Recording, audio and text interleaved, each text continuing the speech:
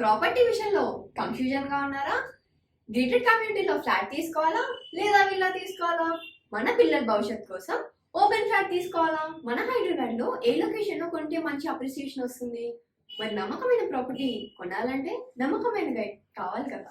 Property advisor కోసం సంప్రదించండి Varahaswamy property గూగులర్. Contact 7207218485. ఓం మహాగణాధిపతయే నమః. ఓం గురుభ్యో నమః. ఓం శ్రీమాత్రే నమః. ప్రేక్షకులందరికీ కూడా లలితాంబిక అమ్మవారి యొక్క అనుగ్రహం పరిపూర్ణంగా కలగాలని మనస్ఫూర్తిగా కోరుకుంటూ మనం ఈరోజు చెప్పుకోబోయేటువంటి టాపిక్ ఏమిటి అంటే, మనకి వారాహి నవరాత్రులు వస్తున్నాయి. వారాహి నవరాత్రుల్లో ఏ రాశి వారు, ఏ లగ్నం వారు, ముఖ్యంగా లగ్నం నుంచి తీసుకోండి, ఏ లగ్నం వారు అమ్మవారిని ఏ రకంగా పూజిస్తే అమ్మవారి యొక్క అనుగ్రహం కలగడం ద్వారా ఎటువంటి ఫలితాలు కలుగుతాయి. అలా కాకుండా ఇప్పుడు నాకు రాశి నక్షత్రం ఏమీ తెలియదండి, తెలియనటువంటి వారు అసలు వారాహి అమ్మవారిని ఏ రకంగా పూజించాలి. వీడియో ఆఖరి వరకు చూడండి. అసలు వారాహి అమ్మవారిని పూజించడం వల్ల కలిగేటువంటి ఫలితాలు ఏమిటి, అసలు పూజించవచ్చా పూజించకూడదా, ఏ సమయంలో పూజించాలి, ఏ సమస్య ఉన్నటువంటి వారు ఏ రకమైనటువంటి నైవేద్యం పెట్టాలనేటువంటి విషయాలన్నీ కూడా నేను మీకు చెప్తాను. మిథున లగ్నము, మిథున రాశి, మీరు ఈ యొక్క వారాహి అమ్మవారిని ఏ రకంగా పూజించాలి. ఈ నవరాత్రుల్లో కూడా మీరు చేయవలసింది ఏమిటంటే, తామర పువ్వులు ఉంటాయి, తామర పువ్వులు తెచ్చుకోండి, గుర్తుపెట్టుకోండి. ఈ తామర పువ్వులు 5 కానీ 11 కానీ, లేకపోతే నేను ఎన్ని చేసుకుంటాను, నాకు ఇష్టమండి చాలా నేను తెచ్చుకొని పూజించగలను అనుకుంటే చేయండి. దీనివల్ల కలిగే ఫలితం ఏంటో చెప్తాను. ముఖ్యంగా వివాహం కోసం ఎవరైతే తపన పడుతుంటారో ఈ మిథున లగ్నం వారు తామర పువ్వులతో చేయడం వల్ల అమ్మవారికి వివాహ యోగము కలగడమే కాకుండా సంతానం కోసం ఎవరైతే ఇబ్బంది పడుతుంటారో సంతాన యోగం కూడా కలుగుతుంది. ఎందుకంటే ఇప్పుడు ప్రస్తుతం మీ లగ్నం నుంచి పంచమాధిపతి అయినటువంటి శుక్రుడు ఎవరైతే ఉన్నారో ఆ యొక్క శుక్రుడు ప్రస్తుతం అస్తంగత్వ దోషంలో ఉన్నారు. మౌఢ్యమి అంటారు, తెలుసు కదా, మౌఢ్యమి దోషంలో ఉన్నాడు.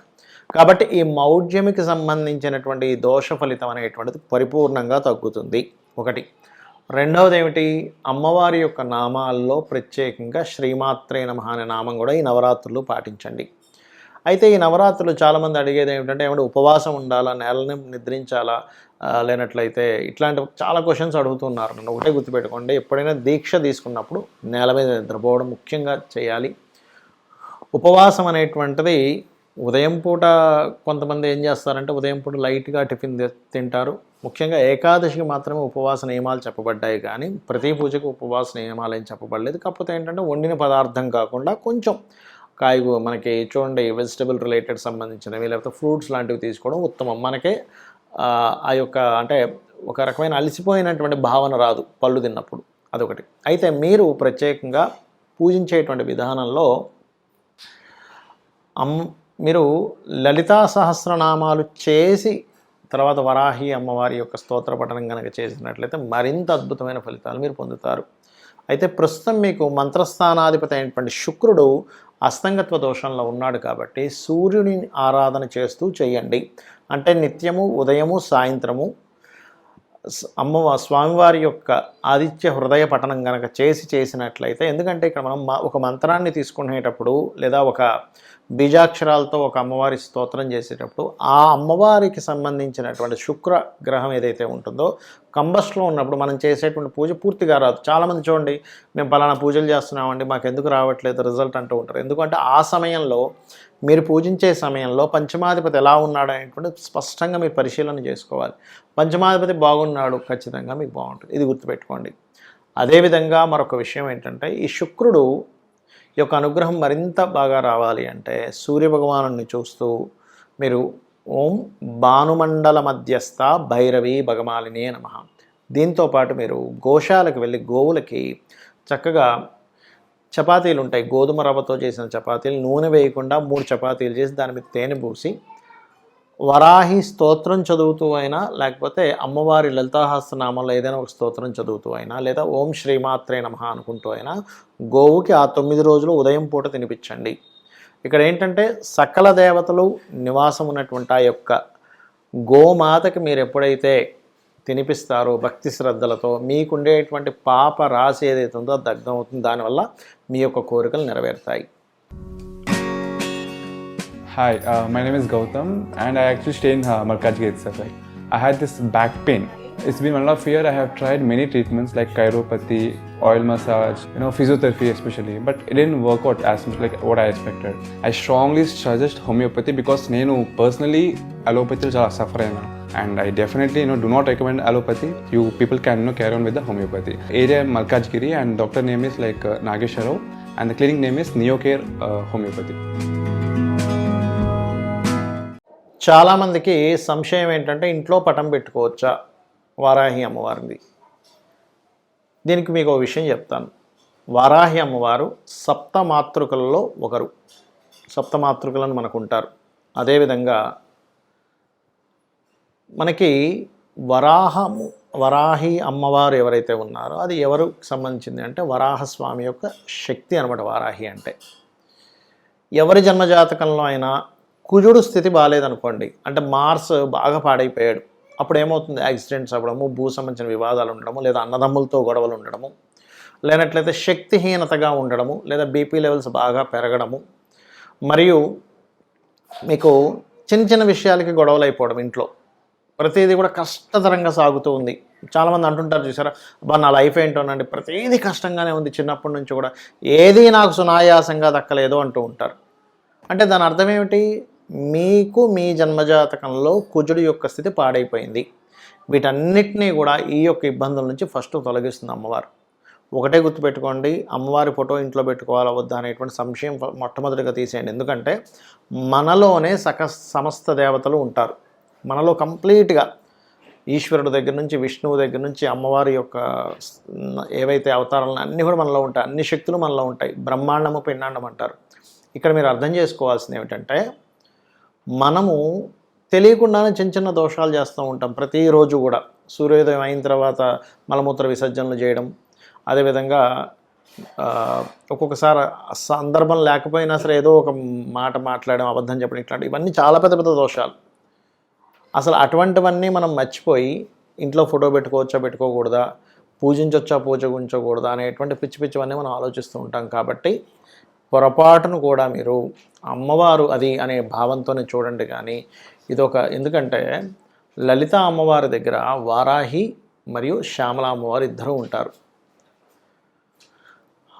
ఈ యొక్క వారాహి అమ్మవారి పూజిస్తే ఎటువంటి ఫలితాలు కలుగుతాయి అంటే ముఖ్యంగా స్థిరత్వం అనేటువంటిది పెరుగుతుంది. స్టెబిలిటీ అంటారు చూసారా. కొంతమంది అంటుంటారు, ఏమండి మా పిల్లవాళ్ళు ఎందుకో మా అబ్బాయి లేదా మా అమ్మాయి కుదురుగా ఉండట్లేదండి.